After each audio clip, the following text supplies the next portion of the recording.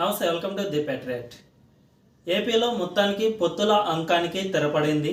TDP జనసేనల మధ్య ఎట్టకేలకు పొత్తు కుదిరింది. జనసేన 24 సీట్లు తీసుకోగా టీడీపీ దాదాపు 94 స్థానాలకు అభ్యర్థులను అయితే ప్రకటించింది. అయితే జనసేన కేవలం 24 సీట్లు మాత్రమే తీసుకోవడంపై చాలామంది పవన్ కళ్యాణ్ను విమర్శిస్తూ వస్తున్నారు. పవన్ కళ్యాణ్ సీఎం అవుతానని అన్నారు, కానీ కేవలం 24 సీట్లతో ఎలా సీఎం అవుతారంటూ కొంతమంది, కేవలం పావలా భాగానికే పవన్ కళ్యాణ్ పడిపోయారంటూ మరికొంతమంది. హరిరామ జోగయ్య లాంటి సీనియర్ రాజకీయ విశ్లేషకులు అయితే ఆ పవన్ కళ్యాణ్ చాలా తక్కువ సీట్లు తీసుకోవడం ఎంత మాత్రం యాక్సెప్ట్ చేయదగింది కాదని చెప్పారు. అయితే పవన్ కళ్యాణ్ కేవలం 24 సీట్లు మాత్రమే తీసుకోవడం వెనుక ఆయన తగ్గిపోయారా, లేదంటే దీని వెనుక రాజకీయ చతురత ఏమైనా ఉందా అనే విషయాన్ని ఈ వీడియోలో తెలుసుకుందాం. సాధారణంగా టీడీపీ జనసేనల తమ పొత్తుకు ప్రధాన కారణం ఏమనేది ఇరు పార్టీల అధినేతలు చెప్పగానే చెప్పారు. జగన్మోహన్ రెడ్డిని గద్దెదించడమే తమ పొత్తు ప్రధాన లక్ష్యమని రెండు పార్టీల నేతలు చెప్పారు. అయితే జగన్మోహన్ రెడ్డిని గద్దెదించాలంటే ముందుగా పవన్ కళ్యాణ్ చాలా చతురతతోనే వ్యవహరించారని చెప్పాలి. ఎందుకంటే సాధారణంగా ఏ రెండు పార్టీల మధ్య పొత్తు ఏర్పడాలంటే ప్రధాన పార్టీ ఒకటి ఉంటుంది, దానికి అనుబంధంగా ఇంకో పార్టీ మరొకటి ఉంటుంది. ఈ ప్రస్తుతం పొత్తు కుదిరిన టీడీపీ జనసేనలో ప్రధాన పార్టీ మాత్రం టీడీపీనే.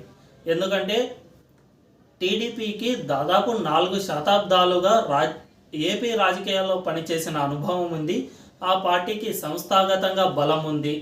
ఆ పార్టీ గతంలో అధికార పక్షంలోనూ ప్రధాన ప్రతిపక్షంలోనూ పనిచేసిన అనుభవం ఉంది. కాబట్టి సాధారణంగానే పొత్తులో టీడీపీది పైచేయి అయి ఉంటుంది. అంతేకాకుండా జనసేనకు కేవలం 10 ఏళ్ల అనుభవమే ఉంది. దీంట్లోనూ ఫస్ట్ టర్మ్లో పవన్ కళ్యాణ్ పోటీ చేయలేదు. సెకండ్ టర్మ్లో ఆ పార్టీ పోటీ చేసి కేవలం 6% ఓట్లు మాత్రమే సంపాదించుకుంది. కాబట్టి ఈ రెండు పార్టీల పొత్తుల్లో టీడీపీదే పైచేయి అయి ఉంటుంది. ఒకవేళ పవన్ కళ్యాణ్ ఎక్కువ సీట్లకు పట్టుబట్టి ఉంటే ఆ పార్టీకి భవిష్యత్తులో అప్రతిష్ట మూటగట్టుకునే అవకాశం కూడా ఉండేది. ఎందుకంటే ప్రస్తుతం పవన్ కళ్యాణ్కు తన బలం ఎంతో స్పష్టంగా తెలుసు. జనసేన ఏర్పడి 10 ఏళ్ళు అయినా కూడా సంస్థాగతంగా బలం ఇంకా పుంజుకోలేదు అన్న విషయం పవన్ కళ్యాణ్కు స్పష్టంగా తెలుసు. రాయలసీమ ప్రాంతాల్లో అయితే జనసేనకు ఏమాత్రం పట్టులేదు. కోనసీమ, ఈ కోస్తా, దీంతోపాటు ఉత్తరాంధ్రలో జనసేనకైతే కాస్తంత పట్టు ఉంది. ఇక్కడే 6% ఓట్లను సంపాదించుకుంది జనసేన పార్టీ. అయితే ఒకవేళ జనసేన కనుక ఎక్కువ సీట్లకు పట్టుబట్టి ఉంటే, దగ్గర ఒక 50-60 సీట్లకు కనుక పట్టుబట్టి ఉంటే, టీడీపీ కనుక ఆ సీట్లను జనసేనకు ఇచ్చి ఉన్నా కూడా గెలిచేది కాదు. ఎందుకంటే టీడీపీ బలమైన స్థానాల్లో తమ అభ్యర్థులు గెలుస్తారని, ఆ స్థానాలు మాకు కావాలని జనసేన కనుక అడిగి ఉంటే ఎప్పుడైనా కానీ పొత్తులో భాగంగా పూర్తి క్యాడర్ ఇంకో పార్టీకి ఓటు వేయడం అనేది కుదరదు. ఇలా క్యాడర్ ఓట్లు అన్నీ షిఫ్ట్ చేయడంలో కొన్నిట్లో కొన్ని ఓట్లైనా తగ్గే అవకాశం ఉంది. దాదాపు ఒక అంచనా ప్రకారం ఈ విధంగా పొత్తు షిఫ్ట్ అయ్యేటప్పుడు ఒక 20% ఓట్లు తగ్గే అవకాశం ఉంది అని ఒక అంచనా అయితే ఉంది. కాబట్టి టీడీపీ బలంగా ఉన్న స్థానాల్లో జనసేన సీట్లు అడిగినా కూడా అక్కడ ఒకవేళ పోటీ చేసినా కూడా గెలిచే అవకాశం చాలా తక్కువ. అందుకే జనసేన ఎక్కడైతే సంస్థాగతంగా కాస్తంత బలం పుంజుకుందో, గత ఎన్నికల్లో సంస్థాగతంగా అంటే కొన్ని గౌరవప్రదమైన ఓట్లు సంపాదించుకున్న స్థానాల్లోనే పోటీ చేయాలని అయితే జనసేన నిర్ణయించుకుంది. ఒకవేళ ప్రస్తుతం కేవలం ఇచ్చిన సీట్లు 24 అయినా కూడా ఆ 24లో స్ట్రైక్ రేట్ అంటే ఎక్కువ స్థానాలు గెలిస్తే జనసేనపై ఒక మంచి అభిప్రాయం అయితే ఏర్పడే అవకాశం ఉంది. జనసేనకు మరిన్ని ఎక్కువ సీట్లు ఇచ్చినా కూడా గెలిచేవారు అనే అభిప్రాయం అయితే స్పష్టంగా ఏర్పడుతుంది.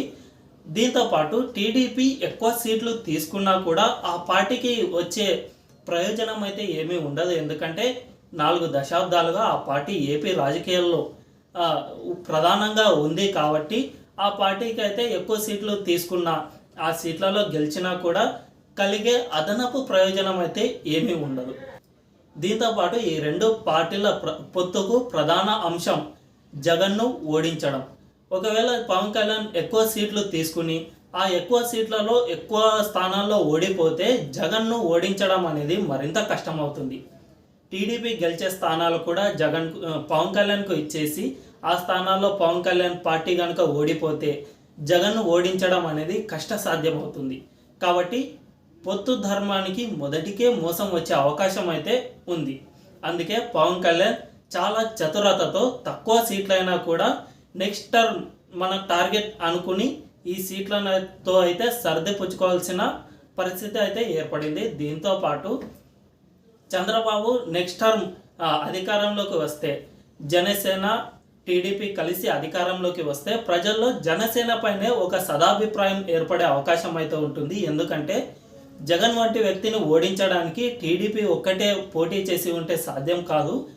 పవన్ కళ్యాణ్ వచ్చి కలవడం వల్లనే జగన్ను ఓడించడం సాధ్యమైంది అనే ఒక సదాభిప్రాయం అయితే ప్రజల్లో ఉంటుంది. ఏ రాజకీయ నాయకుడికైనా స్ట్రేచర్ అనేది చాలా ఇంపార్టెంట్. స్ట్రేచర్ అనేది లేకపోతే ఆ రాజకీయ నాయకుడికి భవిష్యత్తు అనేది చాలా కష్టమవుతుంది. దీన్ని ఒక ఉదాహరణతో చెప్పే ప్రయత్నం చేస్తాను. ప్రస్తుతం చంద్రబాబు ఇది దేశ రాజకీయాలను ఏలిన వ్యక్తిగా ఆయనకు ఒక క్రెడిట్ అనేది ఉంది. వాజ్పేయి కాలంలో చంద్రబాబుకు ఉన్నది ఏపీలో ఉన్నది చాలా తక్కువ సీట్లే అయినా 30కి కంటే తక్కువ సీట్లే అయినా కూడా దేశ రాజకీయాలను ఆయన చక్రం తిప్పారు అనే మాట ఇప్పటికీ ఉంది. 2014లో ఆయన గెలవడానికి కూడా ఇదే ప్రధాన కారణం. దీనికి కారణం ఏమిటంటే చంద్రబాబు తక్కువ సీట్లు అయినా కూడా వాజ్పేయి ప్రభుత్వంలో ప్రధాన భూమిక పోషించగలిగారు. ఎలాగంటే సరిగ్గా ఈ స్ట్రేచర్ అనే పదాన్ని చంద్రబాబు మొట్టమొదట ఉపయోగించారు. వాజ్పేయి కాలంలో ఆ చంద్రబాబు లేకుండా విపక్షాలకు హెల్ప్ చేసి ఉంటే వాజ్పేయి ప్రభుత్వం పడిపోయి ఉండేది. కానీ అలా చేయకుండా వాజ్పేయి ప్రభుత్వంలో కీలక భూమిక పోషించి అక్కడి పథకాలను చాలా వరకు రాష్ట్రానికి తీసుకొచ్చారు. అప్పుడు ఏర్పడిన సదాభిప్రాయమే ఇప్పటికీ చంద్రబాబుకు ప్లస్ పాయింట్గా మారింది. కాబట్టి వచ్చే ఎన్నికల్లో చంద్రబాబు జనసేన కలిసి ప్రభుత్వాన్ని ఏర్పాటు చేసిన ప్రభుత్వంలో కీలక భూమిక పోషించిన వ్యక్తిగా పవన్ కళ్యాణ్కు ఒక పేరు వస్తుంది. సో ఈ పేరే నెక్స్ట్ ఎన్నికల్లో ఆయన గెలుపును మరింత ఎక్కువ చేసే అవకాశం ఉంటుంది. కాబట్టి పవన్ కళ్యాణ్ తక్కువ సీట్లు పొందారని ఆయన పావలా పవన్ కళ్యాణ్ అంటూ మరి ఏ విమర్శలు చేసినా ఆ విమర్శలను పట్టించుకోవాల్సిన అవసరమే లేదు. ఎందుకంటే రాజకీయాల్లో ఎప్పుడైనా కానీ సీట్లు కాదు, స్టేచర్ చాలా ముఖ్యం. దాన్ని పొందడానికే పవన్ కళ్యాణ్ ప్రస్తుతం తీవ్రంగా శ్రమిస్తున్నారు.